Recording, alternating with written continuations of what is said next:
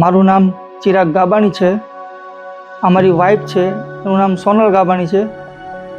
15-20 દિવસ પહેલાં વરસાદના માહોલથી એનો પગ લપસવાથી સ્લીપ થઈ ગઈ અને એને કમરમાં વાગી ગયું. અમારા એક રિલેટિવ છે, અમારા સંબંધી, એણે એમને કીધું કે તમે ડૉક્ટર ગૌરવભાઈ ખંડેલવા પાસે સેલ્વી હોસ્પિટલમાં જાઓ.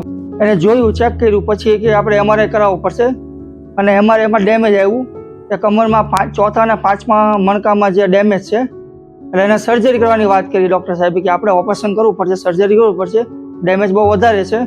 એમનું ઓપરેશન થયું અને આજે 7મો દિવસ છે. ઓપરેશન સફળ થયું છે. સારી રીતે મારી પત્ની ચાલી શકે છે. બધું દુખાવો ફરક પડી ગયો છે. પગ દુખતો નથી, પગ બહુ દુખતો હતો પણ પગ દુખતો નથી. અત્યારે કમ્પ્લીટ છે.